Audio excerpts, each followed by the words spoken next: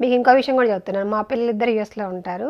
నేను ఎవరికి చెప్పుకోవాలి, ఎందుకంటే నన్ను పిలిచారు అన్న తర్వాతకి నేను ఆడిషన్లో సెలెక్ట్ అవ్వలేదు అనుకుంటే అదొక మైనస్. కాబట్టి నేను ఎవరికి చెప్పలేను.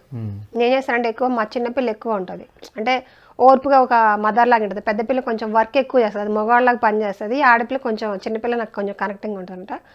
చిన్నోడ నాకు ఇట్లా సీన్ పేపర్ ఇచ్చారు, నేను నీకు పంపిస్తాను, నువ్వు దానికి తెలుగు సరిగ్గా రాదు, అంటే ఓ రానట్టేం కాదు, తెలుగు అమ్మాయి కాబట్టి బాగానే వస్తుంది, కానీ ఒత్తులు అవన్నీ తెలియదు అనమాట.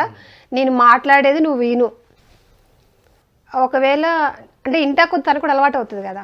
అలా ఆ పాపకి ఒక 10-15 సార్లు చెప్పాను, బాగుంది మమ్మీ, నాకైతే స్లాంగ్ అవునో కాదో తెలియదు, కానీ నువ్వు మాట్లాడేది మాత్రం నాకు అర్థం కావట్లేదు అని. అసలు నీకు అర్థం కాకపోతే నాకు కావాలి, అర్థం అయితే తెలుగు అవుతుంది, అర్థం కాకపోతేనే చిత్తూరు స్లాంగ్ అవుతుందని చెప్పేసి సరే అని చెప్పేసి ఇక వెళ్ళాను, చేశాను. హ్యాపీగా చేసి వచ్చిన దగ్గర నుంచి ఫోన్ చేద్దామా అని అనుకుంటారా, మెసేజ్ పెడదామా ఏమనుకుంటారు.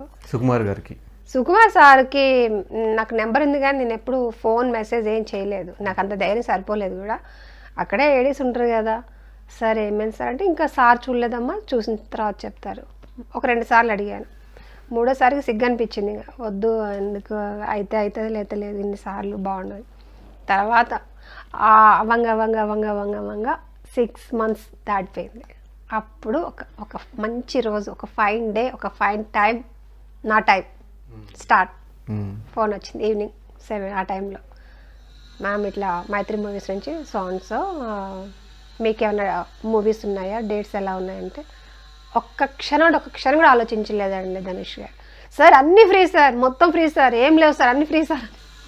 సరే CEO కాల్ చేస్తారమ్మా మైత్రి మూవీస్ నుంచి, పేమెంట్ మాట్లాడతారు. సరే సార్. ఆ సార్ ఫోన్ చేసేవారికి మళ్ళీ 15 రోజులు వెయిటింగ్. మీకు తెలుసు కదా, మామూలుగా ఏదైనా బేర్ చేయగలుగుతున్న మెంటల్ టెన్షన్ ఒకటి బేర్ చేయాలని చూడండి, అది అసలు కనపడని టార్చర్ అన్నమాట లోపల ఇన్సైడ్.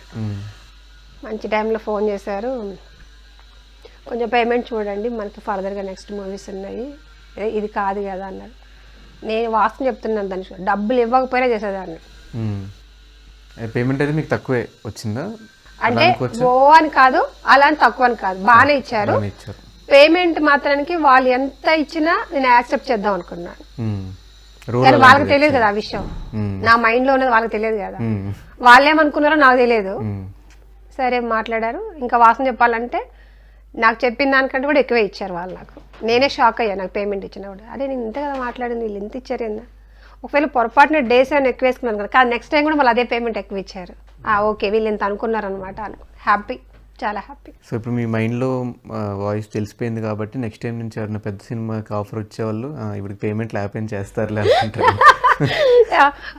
ఎక్కువ పేమెంట్కి అయితే నేను ఇదవనండి, కానీ మరీ తక్కువ చెప్పినా కూడా నేను చేయను, ఎందుకంటే నేను కూడా బతకాలి కదా, మరీ అయ్యా అట్లా అడుకోలేం కదా.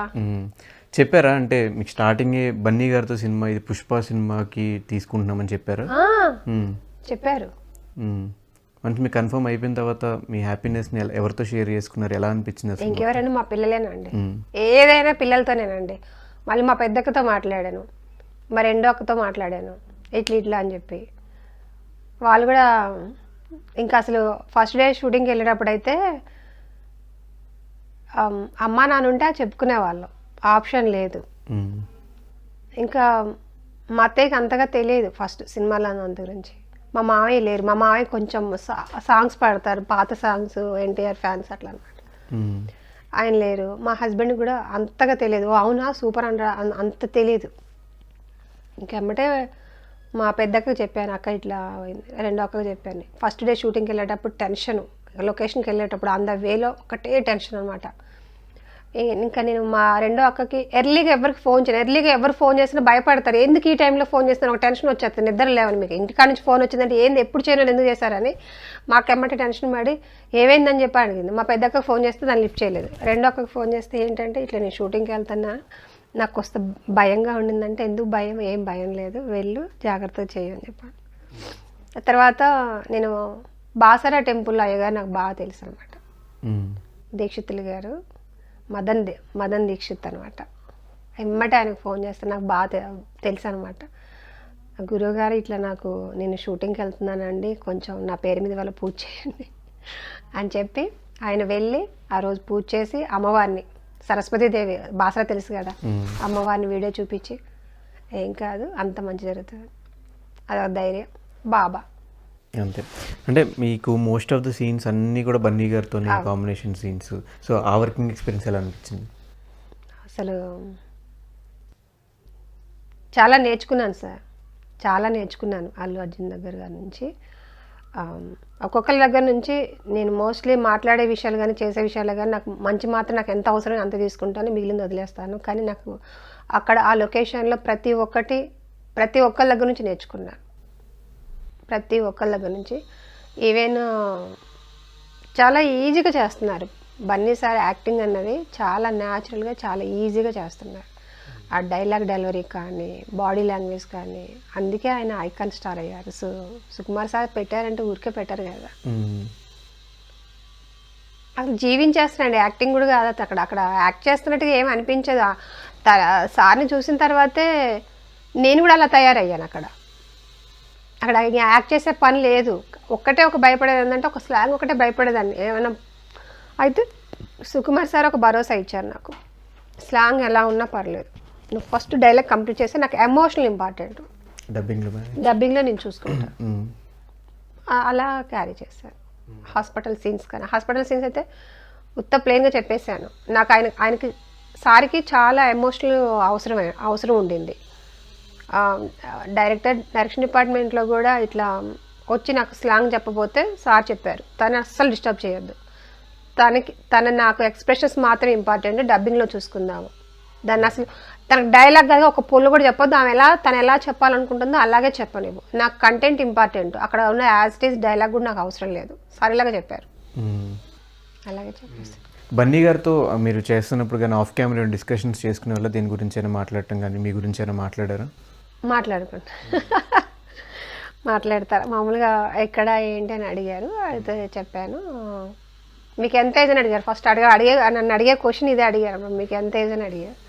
సార్ ఇట్లా అది కూడా ఎక్కడైనా మా అబ్బాయి కారు కొన్నారు కదా, కారు కొన్నప్పుడు కార్లో ఎక్కించుకొని వెళ్తాడు కదా నన్ను, ఆ వెళ్ళే మూమెంట్లోనే ఆ వెహికల్ అని అడిగాడు. అమ్మ మీకు ఎంత ఏజ్ అని అడిగాడు. షాక్, నేను ఏంది ఇట్లా అడిగాడు అబ్బా అనుకోని. సార్ అన్న అది మీకు ఎంత ఏజ్ అని అడుగుతున్నానమ్మా, టెన్షన్ పడవాకంటే. సార్ నాకు 42 అన్నారు. సార్ నాకు 42 years. 42నా? ఎంతమంది పిల్లలు అన్నారు. సరే 2 అమ్మాయిలు సార్. వాళ్ళు ఏం చదువుకుంటున్నారు? Sir 2 job. ఎక్స్ప్రెషన్ ప్రతి ఒక్క డైలాగ్కి చేంజ్ అనమాట. జాబ్ చేస్తున్నారా? పెళ్ళి ఎప్పుడైందమ్మా నీకు? 14 years అట్లా.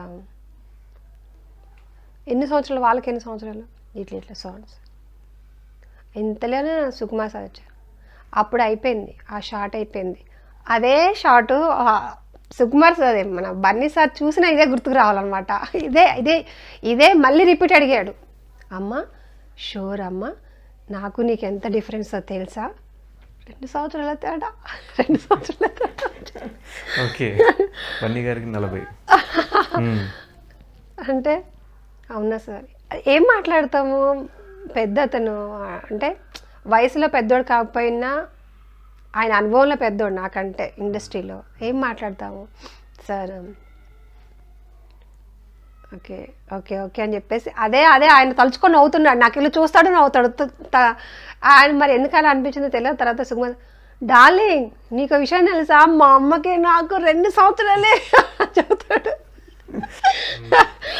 అవునయ్యా అవును, అయితే ఏం చేయమంటావు, నా వయసు చెప్పమంటావా అంటాడు సుకుమార్ సార్ వచ్చి. అది సుకుమార్ సార్ వయసు చెప్పేస్తాడు.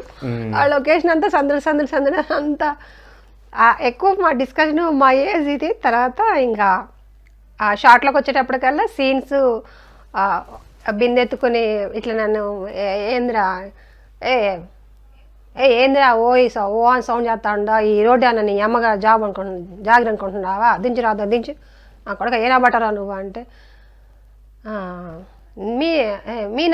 నీనా బట్టనే అంటే, ఓరు పుష్ప నువ్వారా, ఏందిరా దెబ్బలు ఏంది గింత దెబ్బలు తగ్గుతాయి, ఒంటి మీద జరిగిన గిన్నె చిన్న దెబ్బలు కనిపిస్తుండే కానీ ఇంత పెద్ద కారు కనిపించడం లేదే ఏందే ఊరు ఊరు ఊరు అని చెప్పేసి అక్కడ అలా ఎత్తుకునే సీన్ అసలు అక్కడ చాలా పెద్ద డైలాగ్ అక్కడ మామూలుగా ప్రతి షార్ట్కి కట్ అవుతూనే ఉంటుంది, ట్రిమ్ చేస్తూనే ఉంటారు డైలాగ్ని. ఇప్పుడు చెప్పింది నెక్స్ట్ దానికి ఇంకోటి చెప్తారు, ఇంకో దానికి ఇంకోటి చెప్తారు. వాళ్ళకి ఎంత కావాలో అంతే ఫైనల్గా వస్తుంది, ఎంత వచ్చింది ఎంత వస్తుంది ఆఖరికి. అలా తర్వాత అక్కడ ఎక్కువ అయినాయి నాకు టేక్లు మామూలుగా అయ్యేసరికి ఫస్ట్ రిలాక్స్ అవ్వు నువ్వు. అది రిలాక్స్ అంటే ఎండండి, బాగా ఎండ, కింద చెప్పులు లేవు, అడవి, అది విలేజ్, బాగా విలేజ్, అసలు బగ మంట అనమాట కార్లు. అది మళ్ళీ కొత్త వెహికల్, ఒకసారి ఏమో స్టక్ అయిపోద్ది డోరు, దానివల్ల 1 more కెమెరా టెక్నికల్ డిపార్ట్మెంట్ వల్ల లేదా ఏదేదో అట్లా ఫైనల్గా ఆ టేక్ అయ్యేటప్పుడు ఎక్కువ డిస్కషన్ ఉంటుంది మాకు. ఏదన్నా సీన్ జరుగుతుంది అంటే ముందు ఆ సీన్లో ఎవరెవరు ఉన్నారో చూస్తారు. ఆ సీన్ అక్కడ ఒకటి 2-3 సార్లు రిహార్సల్ అవుతుంది. అయిన తర్వాత అప్పటికి అక్కడ మళ్ళీ షార్ట్లో పోయినాక మళ్ళీ ట్రిమ్ వస్తుంది. దాని అప్పటికప్పుడు ఏది బాగుంటే అది చేసేస్తారు, అక్కడ చెప్పేస్తారు, చేసేస్తారు, అట్లా పోతుంది. సో మీకు ఫుల్ లెంత్ రోల్ పట్టడం ఒకటి, అల్లు అర్జున్ గారికి మదర్ రోల్ పట్టడం ఒకటి, ప్లస్ పాన్ ఇండియా ఫిలిం ఎలా అనిపిస్తుంది? డబల్ ధమాకా, త్రిబుల్ ధమాకా బాగుంది సార్. ఇంకా చెప్పడానికి ఏముంది, చాలా సంతోషంగా ఉండింది ఫస్ట్ కడుపులో. నేను బాహుబలి టైంలోనే ఆ ఒక్క సినిమా నాకు 100 సినిమాలతో సమానము అనుకున్నాం అప్పుడు. చాలామంది ఆర్టిస్టులు చాలా సినిమాలు చేశారు, చాలా మంచి రోల్ చేశారు, చాలా పెద్ద పేరు ఉండింది. వాళ్ళకన్నా నా ముఖం ఎక్కువ తెలిసిపోయింది అందరికి బాహుబలిలో. ఇట్లా తీసి ఇట్లా ఇసిరేస్తే అదేదో రిటర్న్ వచ్చేసి పైకి ఎగిరినట్టు ఎగిరింది నా ముఖం, అక్కడ అందరికి తెలిసిపోయింది. ఇప్పుడు ఇంకా పుష్ప అయితే ఇంకా చెప్పేదే లేదు. మొన్న ఒక కాంప్లిమెంట్ వచ్చింది, చాలా హ్యాపీ అనిపించింది, ఇన్స్టాలో వచ్చింది. రఘువరన్ బీటెక్లో మదర్ రోల్ ఒకటి నచ్చిందమ్మా, ఎవరో తెలియదు, అన్నోన్ పర్సన్ మామూలుగా. తర్వాత పుష్పలో ఒక మంచి మదర్ కనిపించింది అన్నారు. అట్లాంటి చాలు నాకు కోట్లు ఇచ్చినట్లు లెక్క. బాహుబలి టైం ఎలా అనిపించింది అంటే నాకు తెలిసి వాళ్ళందరితో పాటు మీకు కూడా ఒక మంచి నేమ్ వచ్చింది, రికగ్నైజ్డ్. ఆ ఫేస్ చూడంగానే గుర్తుపట్టేలాగే ప్రతి ఎలివేషన్ సీన్ ఫస్ట్ మీ ఫేస్ అట్లా వచ్చేది. సో అది ఎలా అనిపించింది ఎక్స్పీరియన్స్? బాహుబలి కూడా అది చెప్పడానికి వీల్లేదండి. మీకు ఇంకో విషయం కూడా చెప్పి మర్చిపోయినా, డబ్బింగ్కి వెళ్ళాను నేను. ఈ పుష్ప డబ్బింగ్కి వెళ్ళినప్పుడు అక్కడ రాజమౌళి సారు, ఈ అన్నపూర్ణ స్టూడియోస్లో డబ్బింగ్ జరిగింది. రాజమౌళి సారు, నేను లోపలికి వెళ్ళేటప్పుడు సార్ వెళ్తున్నారు, ఓకే తర్వాత మీట్ అవ్వచ్చులే అనుకున్నాను. తర్వాత టిఫిన్ బ్రేక్లో వెళ్తా ఉంటే వల్లి మ్యామ్ కనిపించారు. వల్లి మ్యామ్ గుర్తుపెట్టారు బాగానే, ఓకే ఎలా అమ్మాయి ఏంటి ఎలా ఉన్నావు అంతా అడిగారు. తర్వాత రమా మ్యామ్ అదే రోజు కనిపించారు. రమా మ్యామ్ అసలు అని గుర్తుపట్టారు, నేను చాలా సన్నమైపోయాను, బాహుబలి అప్పటికి ఇప్పటికి చాలా సన్నమైపోయాను. అప్పుడు పక్కన మన సినిమా మీరా అది అని చెప్పి, ఇంకా కార్తికేయన్ సార్ అయితే దూరం నుంచే గుర్తుపట్టేశారు. వచ్చేసారు, అమ్మ ఎలా ఉన్నావు దగ్గరికి వచ్చేసారు, బాగున్నారా సార్ ఎలా ఉన్నారు, ఏం లేదు సార్ మూవీ చేశాను ఇట్లా మదర్ అంటే సూపర్ అని, ఆల్ ది బెస్ట్ అని, థ్యాంక్ యూ సార్ అని. వీళ్ళందరూ కలిసి